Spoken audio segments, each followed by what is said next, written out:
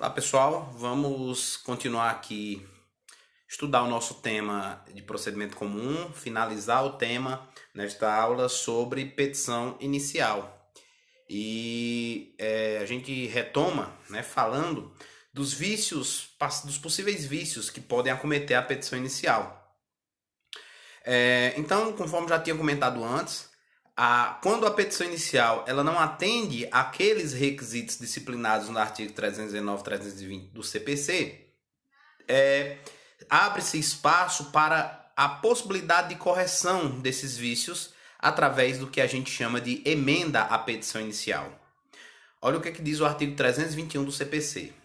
O juiz, ao verificar que a petição inicial não preenche os requisitos dos artigos 319 e 320, ou que apresenta defeitos e irregularidade capazes de dificultar o julgamento de mérito, determinará que o autor, no prazo de 15 dias, a emende ou a complete, indicando com precisão o que deve ser corrigido ou completado.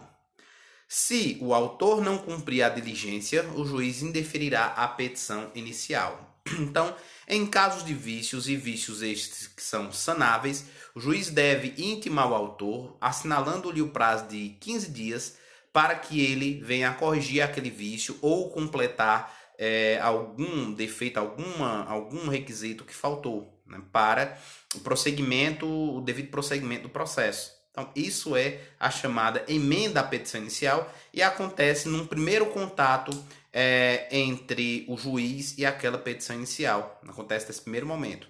Então, feita a petição inicial, interposto, iniciado o processo, a primeira análise do juiz ela pode resultar em despacho positivo, inicial positivo, quando está tudo ok, feito aquele juízo de admissibilidade, está tudo ok, analisadas as questões prévias, o processo prossegue para a citação do réu, ou um despacho para emenda, quando há vícios passíveis de saneamento, de correção, onde o juiz determina a intimação do autor para a correção de referidos vícios.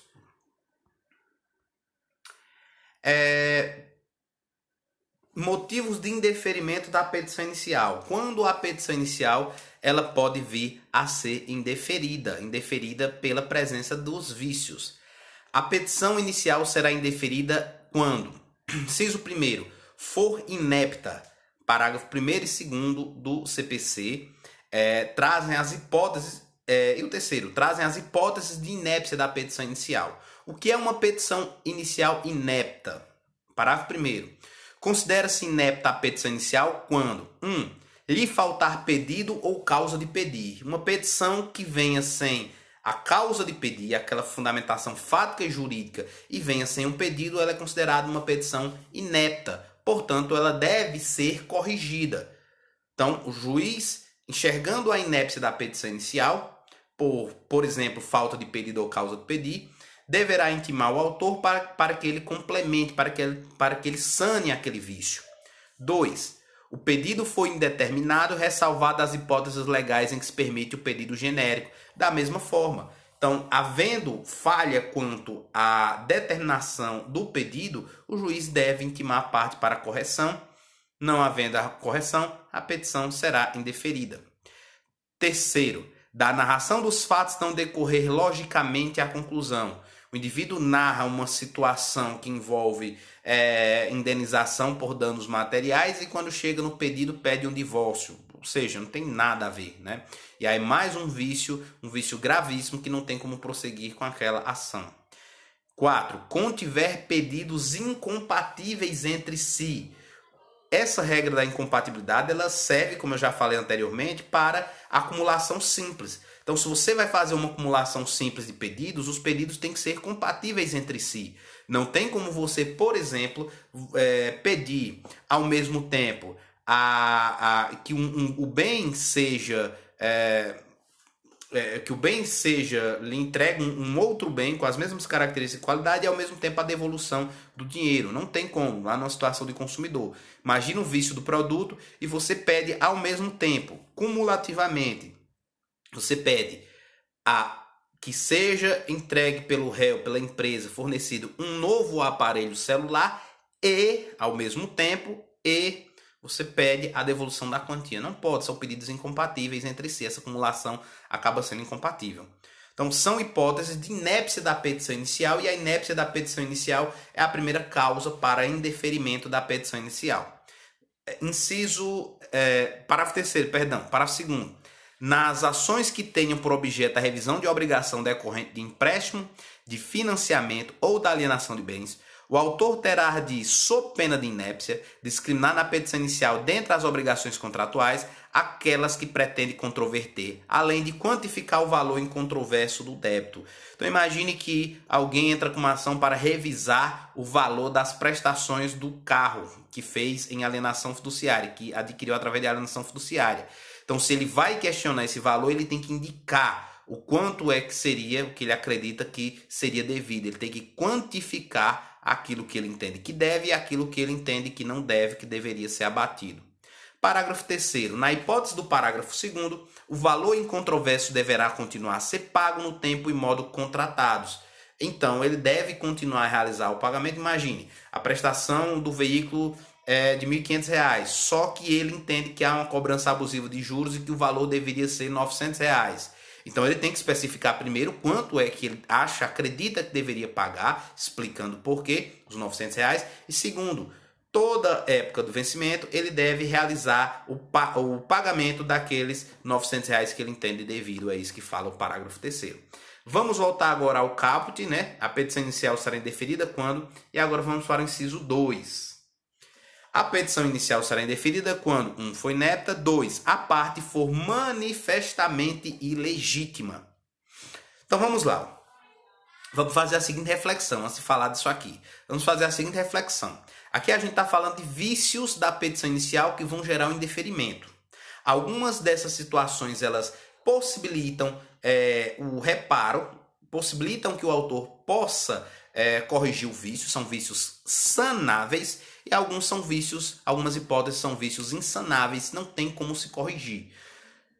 As hipóteses de inépcia da petição inicial, elas são passíveis de correção, então elas são vícios sanáveis, tem como se corrigir, não tem problema. Então o juiz intima para que o indivíduo, o autor, ele faça a emenda à petição inicial, caso ele não faça, indefere a petição inicial.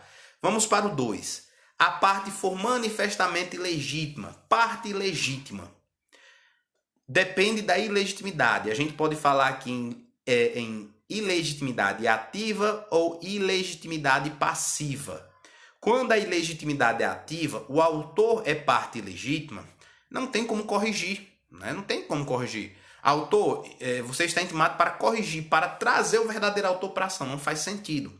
Então, se o autor for parte ilegítima, o juiz vai extinguir o processo, vai indeferir a petição inicial e extinguir o processo sem resolução de mérito. Se for o réu, se o réu é quem for parte ilegítima, o juiz pode sim solicitar que o autor corrija e coloque o verdadeiro réu naquele processo, escolha como o verdadeiro réu daquele processo, sob pena de indeferimento. 3. O autor carecer de interesse processual. Falta de interesse processual, uma condição da ação, né? Interesse e legitimidade, são as duas condições da ação, interesse e legitimidade. Então, falta de interesse processual. Não tem como se corrigir a falta de interesse processual. Faltou interesse processual, é um vício insanável.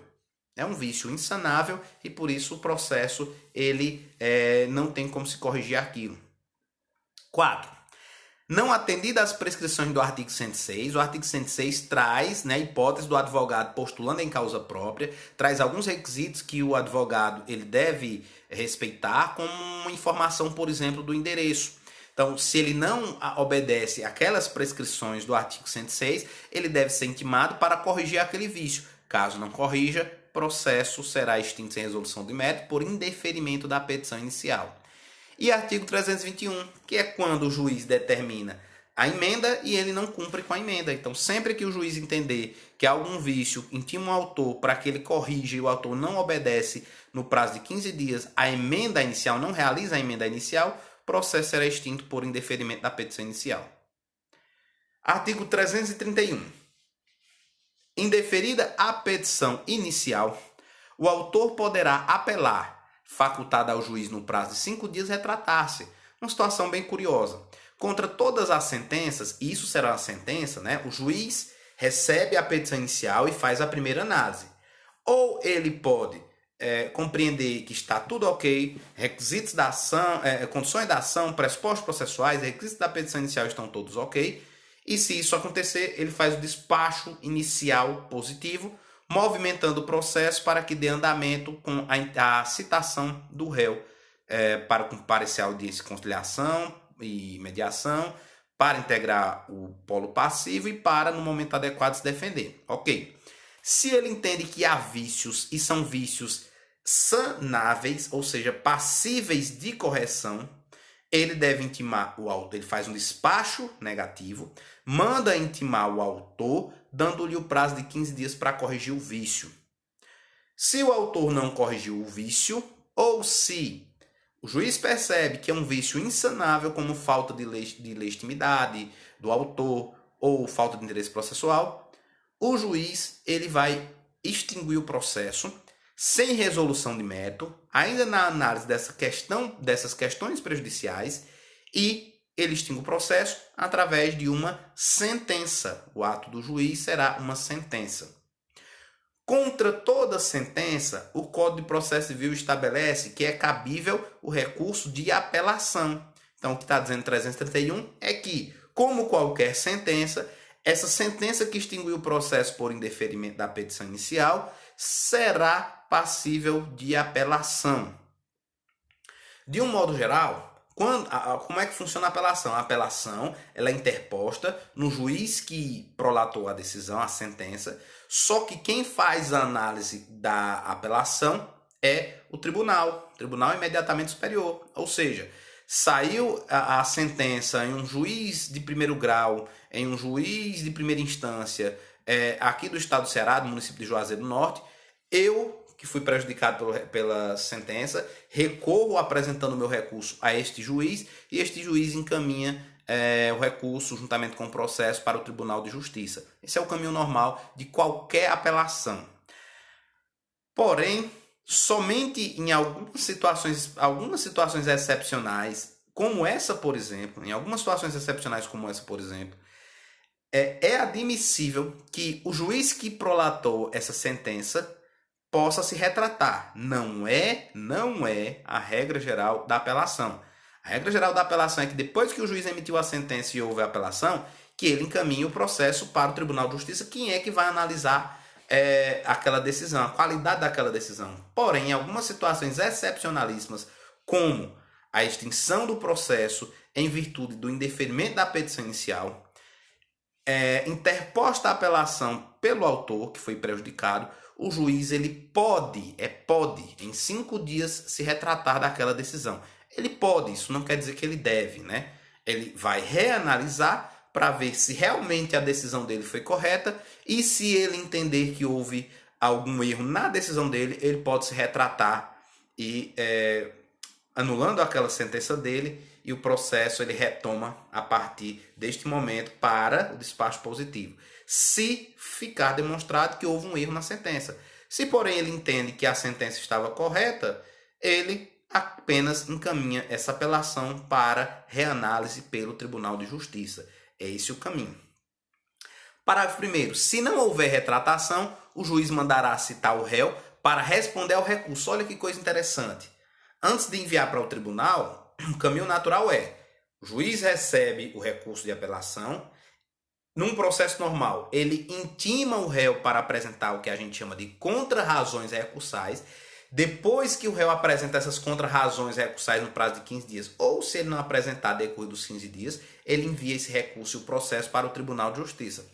Aqui, nesse tipo de ação, tem uma situação curiosa. Qual a situação curiosa? É que o indeferimento da petição inicial acontece no início do processo. O réu sequer tinha sido citado. O réu não tinha sido citado, o réu nem sabia da existência desse processo. Por enquanto, o processo tramitava apenas entre o autor e o juiz. E o juiz enxergou um vício que teve, que produziu esse indeferimento, esse encerramento do processo, sem sequer analisar o litígio, sem sequer analisar o mérito. Como o réu ainda não fazia parte do processo, aí vem um parágrafo 2º e diz, se não houver retratação, o juiz mandará citar o réu para responder ao recurso. É uma citação e para ele fazer suas contrarrazões do recurso. Situação bem curiosa, porque geralmente a citação é para comparecer à audiência de conciliação e no prazo fazer sua defesa, sua contestação. E aqui ele está sendo citado é para contrarrazoar, ou seja, se defender em relação a um recurso. Parágrafo 2º. Sendo a sentença reformada pelo tribunal, o prazo para contestação começará a ocorrer da intimação do retorno dos autos, observado disposto no artigo 334. Ou seja, se não for o caso, né, de haver audiência de conciliação e mediação, o prazo para o réu contestar, se o tribunal entender que não era caso do juiz ter encerrado o processo pelo indeferimento da petição inicial, quando os autos retornam, anula-se aquela sentença do juiz pelo tribunal, os autos retornam para o primeiro grau e aí se intima as partes. Daquele momento, se não for o caso de ter uma audiência de conciliação e mediação, começa o prazo para contestar pelo réu, ok? Parágrafo 3º. Não interposta a apelação, o réu será intimado do trânsito em julgado da sentença. Olha que coisa interessante. Indeferiu-se a petição inicial, o processo se extinguiu ali para o autor. Ele não recorreu. O réu nem tomou conhecimento dessa ação. Porém, a lei diz que, nesse caso, quando transitar em julgado o processo, ou seja, acabou o prazo para o recurso, deve-se intimar o réu para dar notícia a ele de que houve essa tentativa de processo contra ele, né? Houve o início de um processo contra ele, só que ele sequer foi comunicado o processo, porque o processo foi extinto lá no início em virtude de vícios da petição inicial. Então, com isso a gente encerra essa primeira temática, a temática de petição inicial.